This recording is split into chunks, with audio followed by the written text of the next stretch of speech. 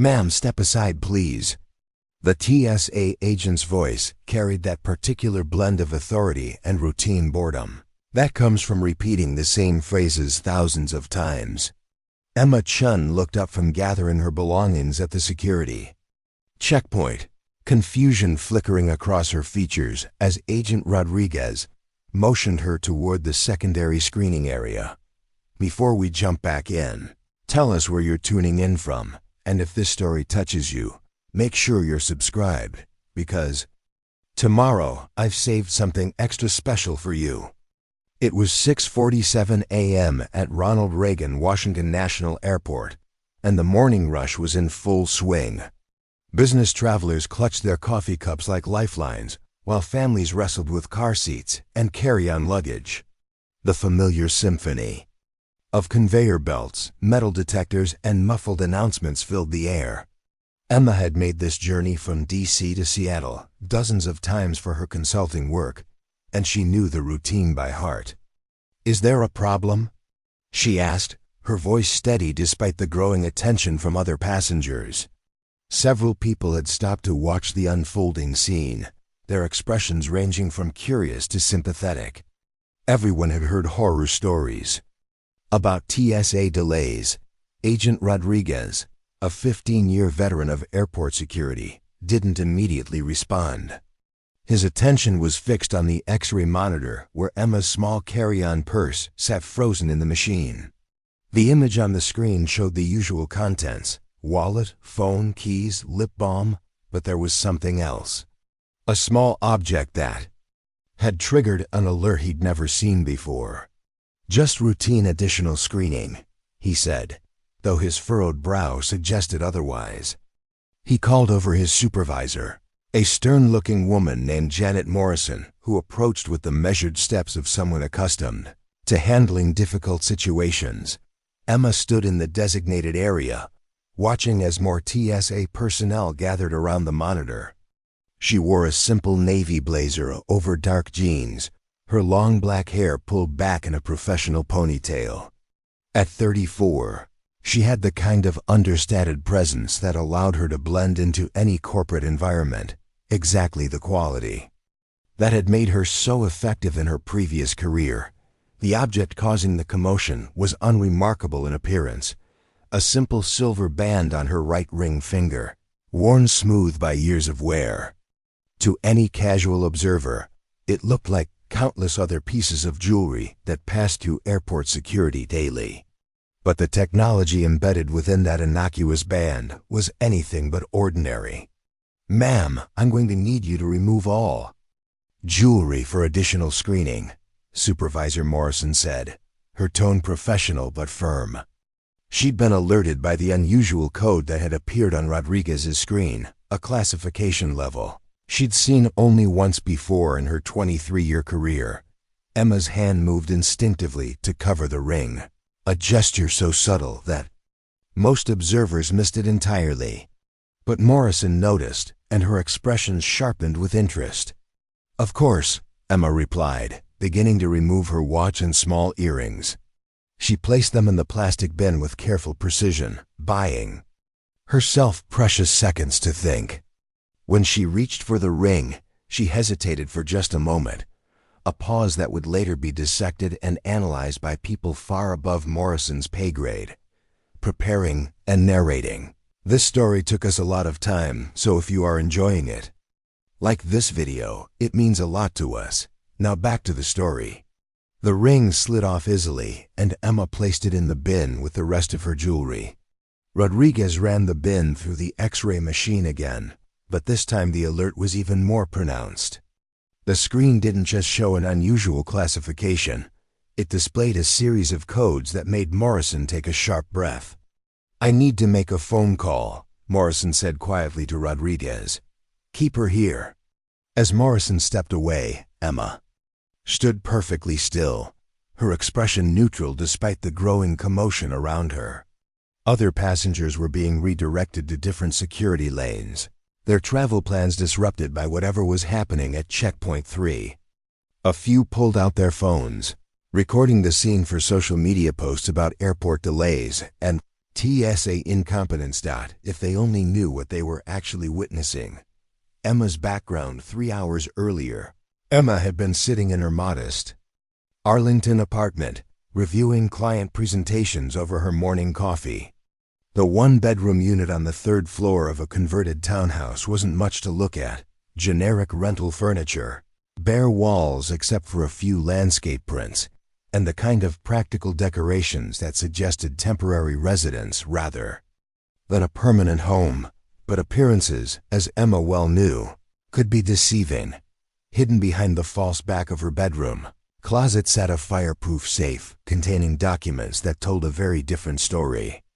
Inside were commendations from the highest levels of government, security clearances that opened doors most people didn't even know existed, and photographs of her standing alongside presidents, prime ministers, and intelligence officials whose names never appeared in newspapers. For 8 years, Emma Chen had been one of the most trusted cybersecurity specialists in the federal government.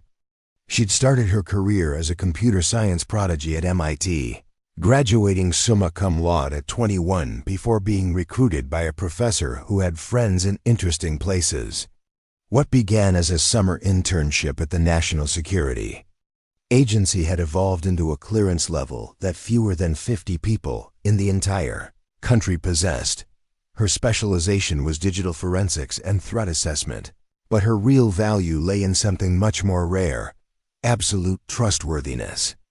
In a world where state secrets were sold for cryptocurrency and classified information leaked on social media, Emma Chen had proven herself incorruptible.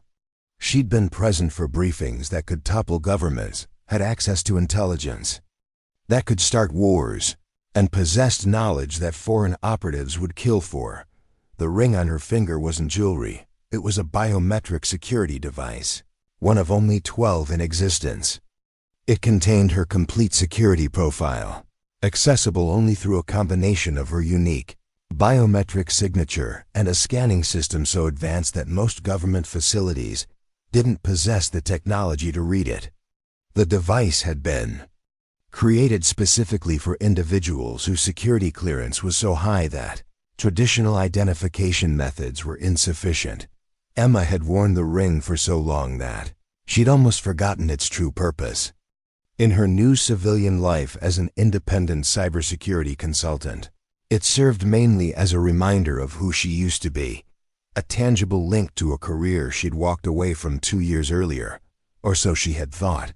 The reason she left the decision to leave government service hadn't been made lightly. Emma's breaking point had come during a classified operation codenamed Digital Fortress, a multinational cyber intelligence initiative that had consumed 18 months of her life. The operation had been a success by every measurable standard.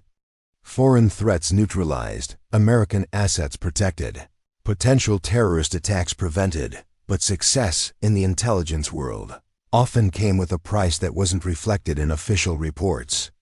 Emma had discovered that some of the threats they'd been tracking weren't just foreign adversaries seeking to harm American interests. Some were American citizens whose only crime had been asking inconvenient questions or expressing unpopular opinions. The line between national security and domestic surveillance had blurred in ways that kept her awake at night, staring at the ceiling and questioning everything she'd believed about her work. The final straw had come when she'd been ordered to implement a surveillance protocol that would have given the government unprecedented access to private communications. The technology was elegant, virtually undetectable, and completely unconstitutional. When Emma had raised concerns about the legal and ethical implications, she'd been reminded that such considerations were above her clearance level. That phrase had haunted her for weeks. She possessed one of the highest security clearances in the government, had been trusted with state secrets that could reshape global politics.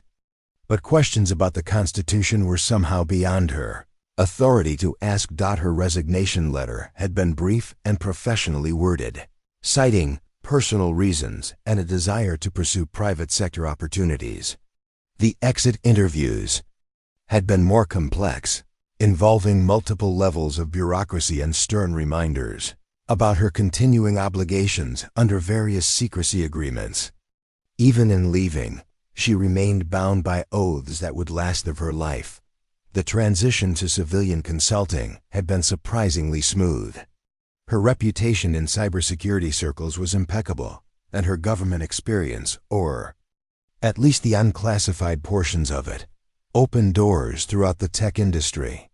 She'd built a comfortable practice helping corporations protect themselves from the same kinds of threats she'd once tracked for the government, but she'd kept the ring, partly from habit, partly from sentiment, and partly because removing it felt like severing the last connection to a life that had defined her for nearly a decade. It was a decision she was about to regret. The pattern emerges back at the security checkpoint. Morrison's phone call had escalated quickly through the chain of command. Within minutes, she was speaking to people whose titles she'd never heard before, using codes and protocols that existed outside the normal TSA operations manual. "Yes, sir, I understand," she said into her phone, her voice barely above a whisper. "No, sir, she hasn't left the checkpoint." "Yes, sir, we can maintain the situation until they arrive." Rodriguez watched his supervisor's expression change as she received whatever instructions were being conveyed. 23 years of government service had taught Morrison to follow orders without question, but this situation was unlike anything in her experience. "How long until they get here?" she asked, then nodded at the response. "Understood. We'll maintain a normal appearance." Emma, meanwhile, had been observing the proceedings with the trained eye of someone who'd spent years analyzing security protocols from the other side. She recognized the signs of a situation that was escalating beyond routine airport security.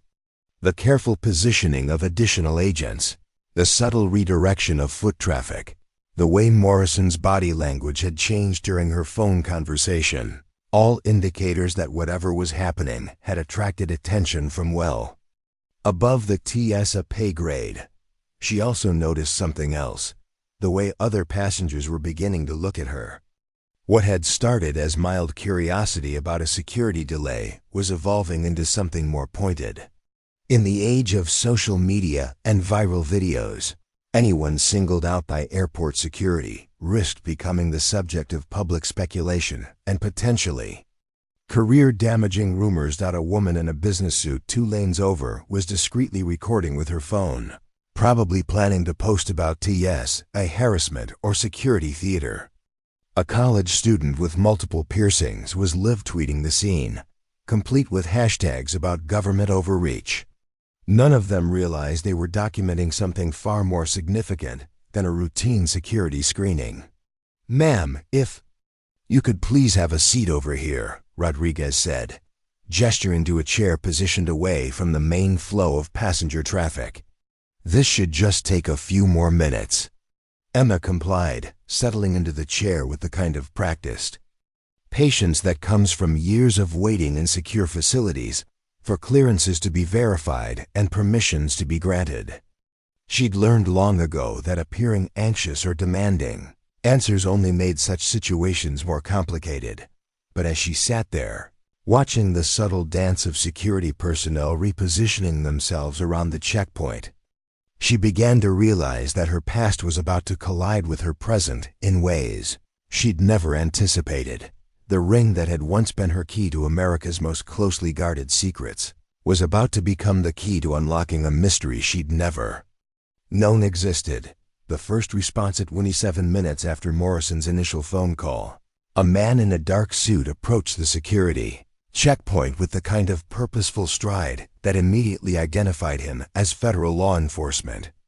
Agent Marcus Webb of the Department of Homeland Security had been enjoying a quiet morning at his Arlington field office when his secure phone had buzzed with a priority alert that made him spill coffee on his quarterly reports.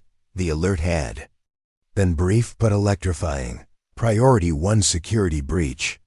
Reagan National Airport. Possible compromise of classified identification system. Respond immediately. Webb had 22 years of experience in federal law enforcement, having served with distinction in both the Secret Service and DHS.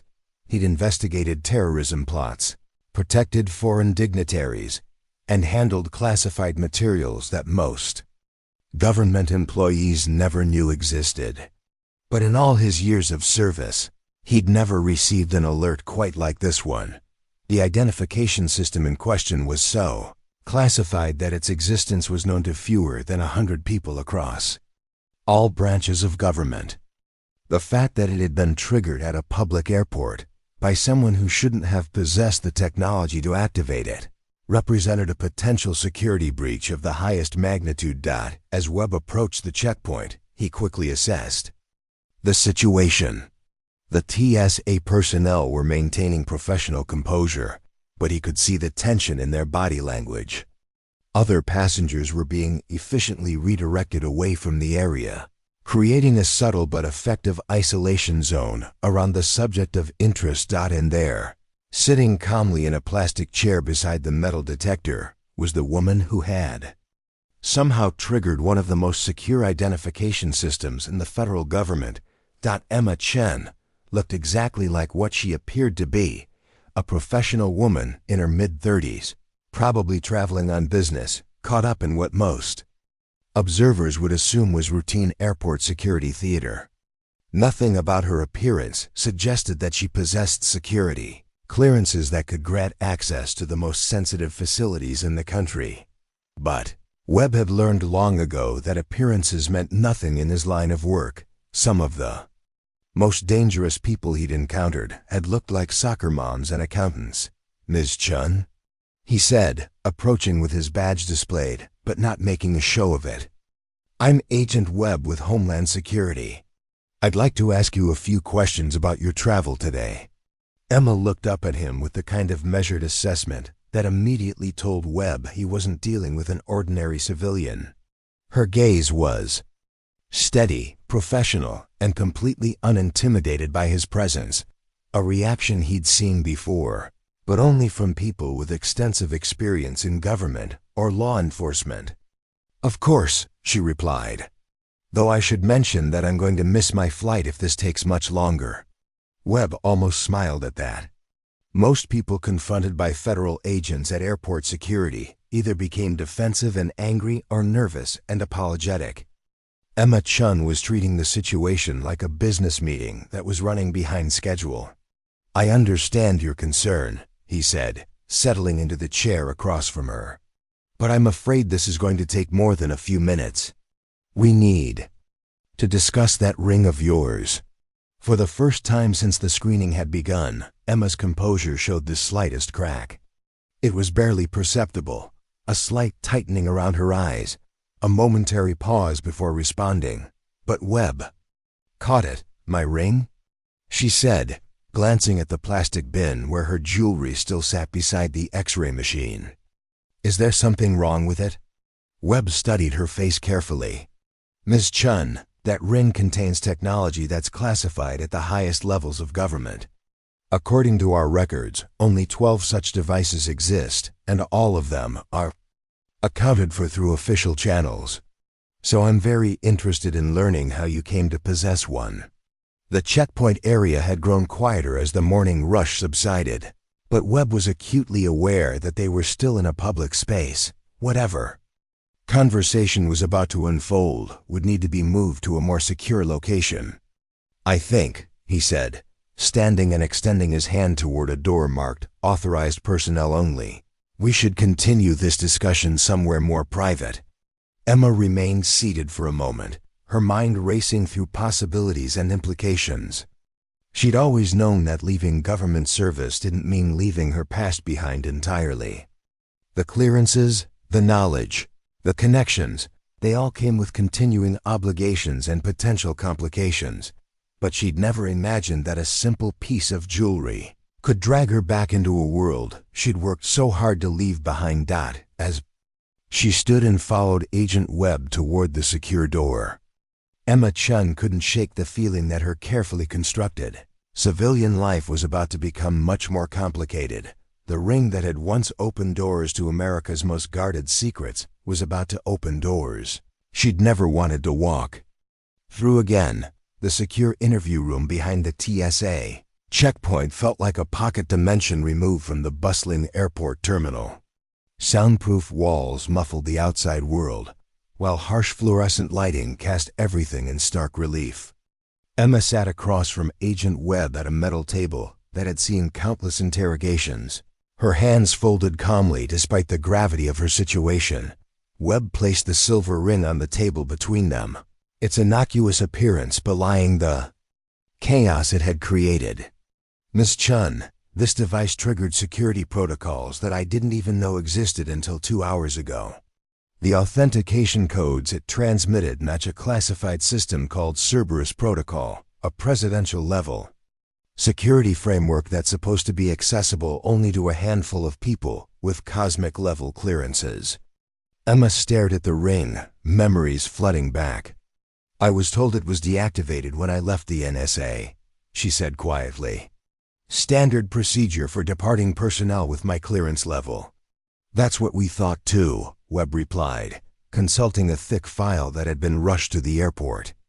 "According to the exit processing records, your ring was indeed supposed to be wiped and repurposed. But apparently, someone decided you should keep certain privileges." Before Emma could respond, the door opened and a woman in an expensive charcoal suit entered. Deputy Director Sarah Martinez of the NSA moved with the confident bearing of someone accustomed to being the highest-ranking person in any room. Emma recognized her immediately. Martinez had been her ultimate supervisor during the Digital Fortress operation. "Emma," Martinez said, taking a seat without invitation. "It's been a while, Director Martinez." Emma's voice carried layers of unresolved tension. "I assume you're here to explain why my supposedly deactivated security device just caused a federal incident." Martinez smiled thinly. "Actually, I'm here to offer you a job." Webb looked between the two women, clearly sensing undercurrents he wasn't privy to. "Ma'am, with respect, this woman just triggered the highest security alert I've ever seen. Shouldn't we be focusing on how she obtained classified technology?"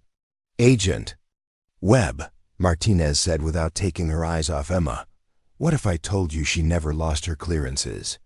What if I told you that Emma Chen has been on administrative leave for the past 2 years, not resigned as she believes?" Emma's composure finally cracked. "That's impossible. I submitted my resignation. I went through exit processing. I surrendered my credentials." "You surrendered your visible credentials," Martinez corrected.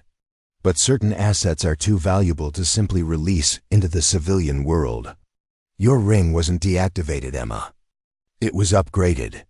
Webb felt like he was watching a chess match where only one player knew the rules. "What exactly are you saying, Director?"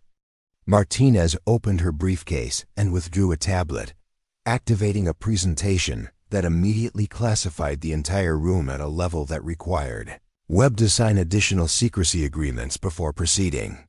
"Project Lazarus," she began, "is a contingency program designed to maintain contact with former intelligence assets who might be needed in extraordinary circumstances. Emma here was our first test case." The presentation showed a network diagram of sleeper agents and former government employees, all connected by nearly invisible threads of continued monitoring and potential activation. Emma's photo sat at the center, surrounded by data streams that had been tracking her every move for 2 years. "You've been watching me," Emma said, her voice flat with betrayal. "My consulting business, my clients, my personal life, all of it monitored, protected," Martinez corrected. "Do you think it was coincidence that your consulting firm landed such high-profile clients so quickly? That former government officials recommended you to Fortune 500 companies? We've been ensuring your success, Emma, because we knew we'd need you again." Webb was beginning to understand the scope of what he'd stumbled into. This woman has been an active intelligence asset for 2 years without knowing it. "Not active," Martinez said, "dormant, until today." She tapped the tablet, bringing up a new screen that made both Emma and Webb lean forward. It showed a real-time map of the United States with dozens of red dots pulsing across major cities. 18 hours ago, our cybersecurity infrastructure detected the largest coordinated digital attack in American history. Foreign state actors, working in concert with domestic terrorist cells, have penetrated critical systems across the country. Power grids, financial networks, transportation hubs, military communications. They're all compromised. Emma studied the map with professional interest despite her anger. This is why my ring activated. Your ring activates automatically when certain threat conditions are met, Martinez explained. It's designed to recall assets with your specific skill set during national emergencies. The system determined that your expertise in digital forensics and threat neutralization is required. Webb felt a chill run down his spine. You're saying the country is under cyber attack right now? Has been for the past day, Martinez confirmed. We've managed to contain most of the intrusions, but the attackers have embedded themselves so deeply in our systems that traditional countermeasures are insufficient. We need someone who can think like they do, someone who understands both the technical aspects and the psychological profile of advanced persistent threats.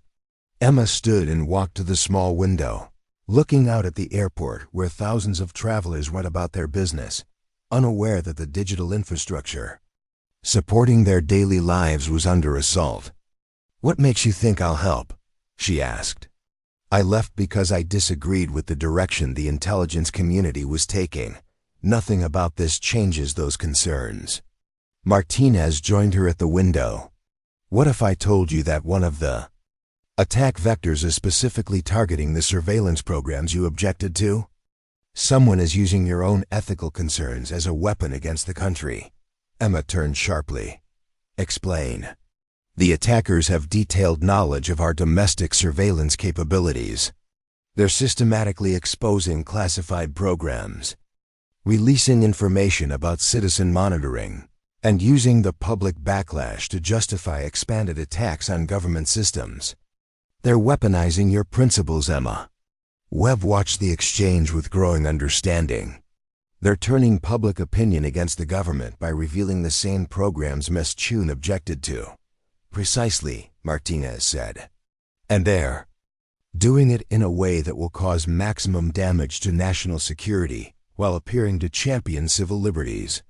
It's a sophisticated psychological operation designed to use our own democratic values against us. Emma felt the weight of the revelation. The ethical concerns that had driven her from government service were being manipulated by hostile forces to damage the very country she'd sworn to protect. Who's behind it? She asked. Martinez activated another screen showing intelligence assessments and partial identity profiles. A coalition of state actors, primarily Chinese and Russian intelligence services, working with domestic extremist groups. But the technical sophistication suggests they have inside knowledge of our systems. A mole, Emma said grimly. We think so. Someone with access to the programs you worked on, someone who knows how our cybersecurity infrastructure operates at the deepest levels. Webb was beginning to see why Emma's unique skills were necessary. You need someone who can hunt other intelligence operatives. More than that, Martinez said. We need someone who can think like a whistleblower while acting like a spy hunter. Someone who understands both the technical systems and the moral motivations involved.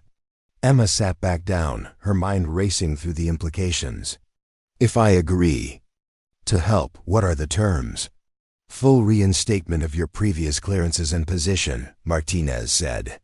Access to all resources necessary to neutralize the threat.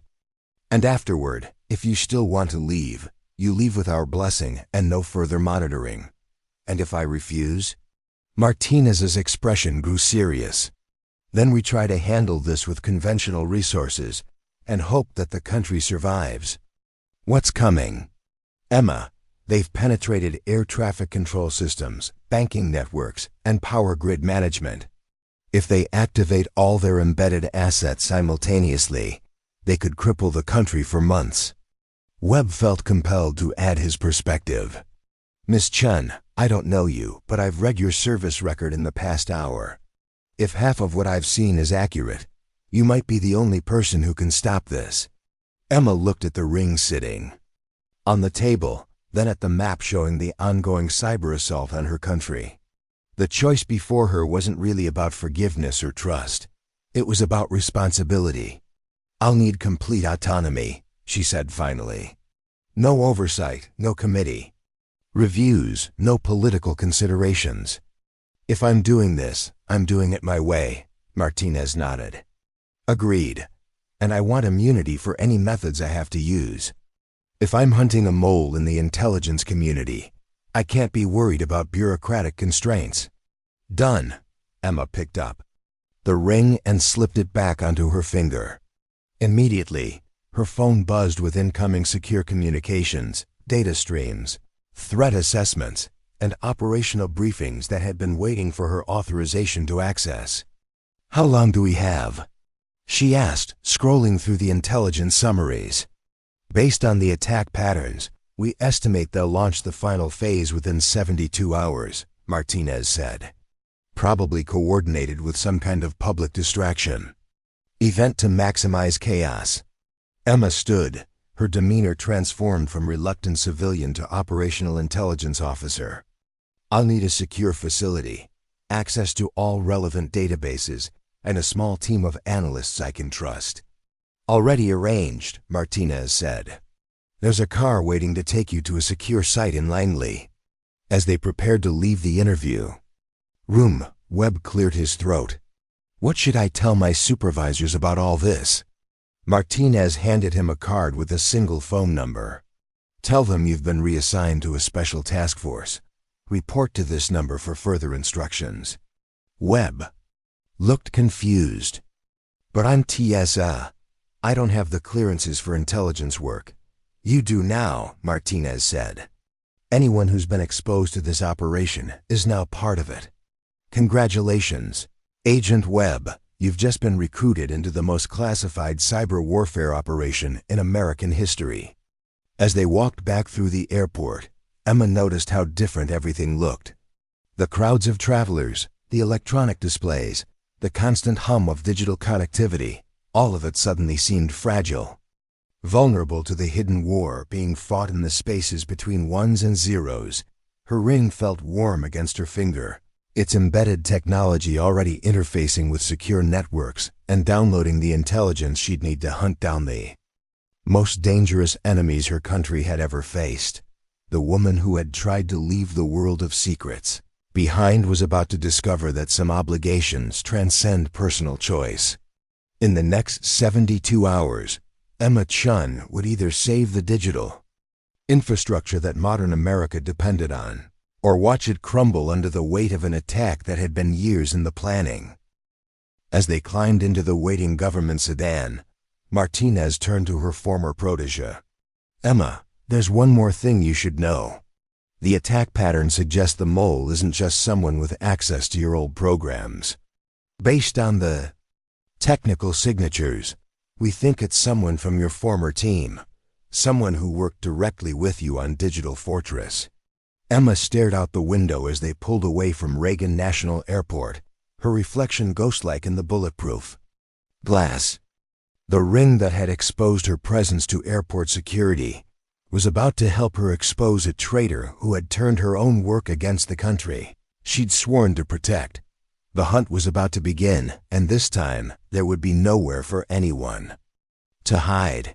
Up next, you've got 2 more standout stories right on your screen. If this one hit the mark, you won't want to pass these up.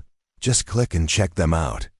And don't forget to like, subscribe, and turn on the notification bell so you don't miss any upload from us.